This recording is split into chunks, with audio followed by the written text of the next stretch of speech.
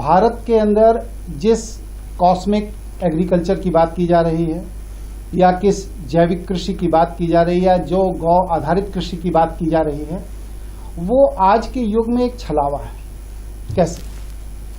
जिस देश के अंदर 13 करोड़ लीटर पेट्रोलियम ट्रक और कार में धुआं बना करके सड़कों के किनारे हाईवे पर गाड़ियां चला करके खेतों में छिड़का जा रहा है, 13 करोड़ लीटर पर डे, कम से कम 200 टन रबड़ ट्रकों के टायर के रूप में, कारों के टायर के रूप में हाईवे पर 110, 120, 140 की स्पीड पर ट्रक दौड़ा करके उनकी जो घिसने से जो नाइट्रोजन उसमें बनता है और विषाक्तता पैदा हो रही है, वो उड़ के हवा के साथ साथ खेतों में जा रही है। तो ऐसी स्थिति में जब वायुमंडल में पेट्रोलियम और रबड़ आदि का इतने बड़े पैमाने पर विषाक्तता जानबूझकर एक अव्यवस्था के तहत खेतों में ढकेली जा रही है, तो वहां पर अगर आप 6 इंच बाई 6 इंच के स्क्वायर फीट, मतलब इस 6 इंच बाई 6 इंच के यज्ञ कुंड में कोई लकड़ी डाल करके, घी डाल करके, 4 चावल के दाने डाल करके सुबह शाम यज्ञ कर रहे हैं, तो उसका कोई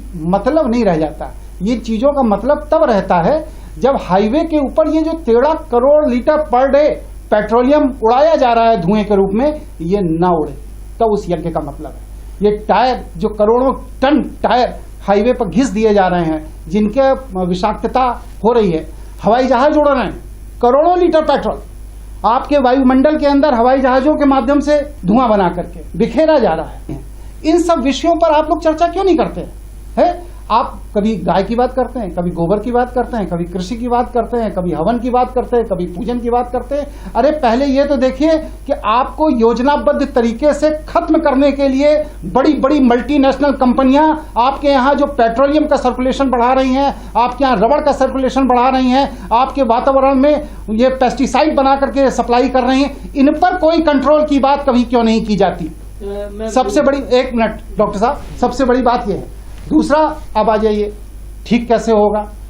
अगर आप किसी भी पुराने चक्र में जाने की बात करते हैं तो भारत एक कृषि प्रधान देश रहा है। भारत के अंदर सोना पूरी दुनिया से इकट्ठा होता था और वो इतना ज्यादा सोना हो गया था कि पूरी दुनिया भूखी और नंगी हो गई थी और भारत को सोने की चिड़िया कहा जाता था। इसलिए दुनिया के भूखे नंगे लुटेरे भारत को लूटने के लिए आए और 600 साल भारत को लूटते रहे। भारत के अंदर इतना धन था।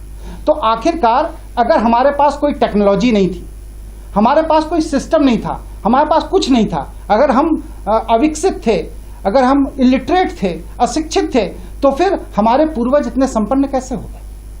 तो ये बताता है कि हमारी वैदिक जीवन पद्धति, हमारी सनातन जीवन पद्धति में संपन्नता है और वह संपन्नता का बाजार पूरी दुनिया में गर्म है।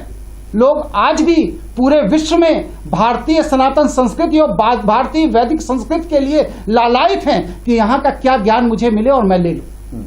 ऐसी स्थिति में अब हमें ये बताया जाए कि साहब पेस्टिसाइड से कीटनाशक बनेगा और ये आपका यूरिया डालनी पड़ेगी और आपको ये मतलब कि फास्फोरस डालना पड़ेगा। लेकिन कितनी बेवकूफ़ी जैसी बातें लगती हैं।